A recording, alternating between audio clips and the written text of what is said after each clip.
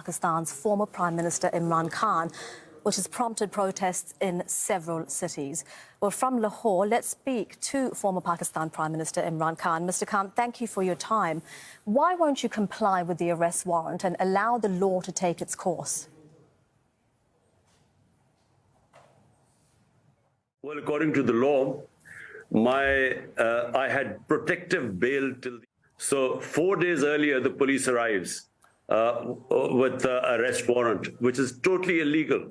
So what we are doing is we are waiting for tomorrow morning when we will again appear. My lawyers will appear in court and challenge this warrant of arrest. Recording stopped. And in the meantime, you've released a video, supporters, and you have a lot of passionate supporters. You're asking for what you say are their freedoms. Are you not worried that your message asking people to fight could result in violence?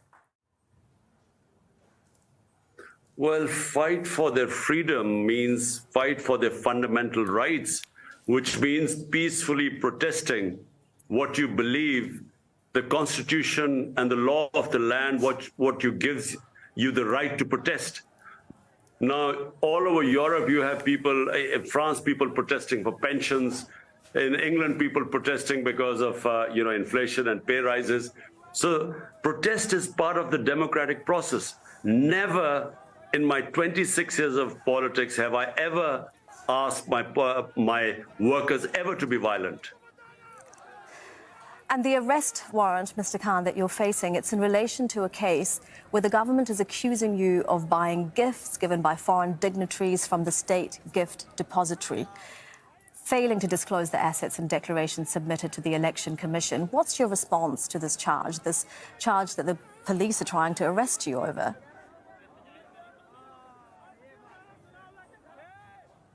This is fabricated allegation. It's not even it's not even contested by us. It's just a charge and an allegation made by the police, by this government. Now, there are 80 cases against me. And just to let you know, in the last few months, every other day there's a fresh case. So there's a case of murder, there's a case of sedition, there's a case of blasphemy, there's a case of terrorism. So every other day there's a case. All we have asked, we are going to go to the Supreme Court and we're going to ask them to club all the cases together. And just like the ex-Prime Minister of India, Narasimha Rao, he was given the option that because his life was also under threat, which mine is, there's already been an assassination attempt on me.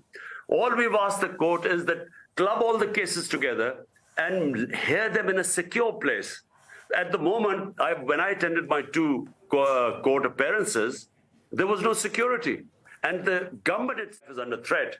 So therefore, all we have asked is that in a secure place, either they club the cases there or then do it on video conferencing.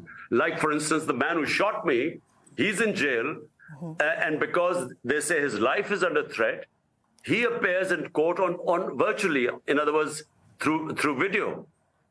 So you want the same right given to him. The government says the Interior Minister is saying they will arrest you by the end of Tuesday. If this happens, what does it mean for your party ahead of provincial elections that are due in April and the national election later this year? Well, I'm mentally prepared. I'm already that they would come and arrest me tonight because there's a huge force outside. I mean, they have not just the police, they've got the Rangers there too, which is the army. And it seems as if Pakistan's biggest terrorist is holed up inside. So, I think they're determined. The reason why they want to arrest me is not rule of law, because the biggest criminals are right now sitting in government. 60% of cabinet is on bail on corruption cases. It's because they want to remove me from the electoral contest, because they are petrified of the popularity of my party. It won out of 37 by-elections, it swept 30 elections. So according to all opinion polls, we would sweep this upcoming election. And that's why they want me removed from the scene. The attempted murder was because of that. And now this following the same script. I mean, the attempted murder is made by you, Mr. Khan. I want to come back to the point that you made, to what you're saying, rather, that the real criminals, you say, are in Parliament, but you are the only Pakistani Prime Minister to be removed from power through a no-confidence vote in Parliament. What makes you think that this isn't the end of your political career? Well, normally when someone is removed from power, it means that they have to be prepared for political wilderness for quite some time. In our past, governments have been removed from power, but always on corruption cases or very poor economic performance coupled with corruption cases. This is the only time a government had a track its performance according to the Economic Survey of Pakistan, which is an annual publication of the country's yearly economic performance. So according to that, the journal that is published every year, we had the best economic performance in the last 17 years, despite 2 years of COVID. So our government was not removed either because of corruption or because of lack of economic performance. It was removed through conspiracy. And that's why there has been such a public backlash. So never has a government been ousted and the popularity has soared. I mean, in Pakistan's history, never has a government the amount of popularity that my party has. And it's because people feel it was unjustifiably removed through conspiracy. And you have alluded, more than alluded, U.S. involvement in this conspiracy to remove you from power. Why would the U.S. be involved in this?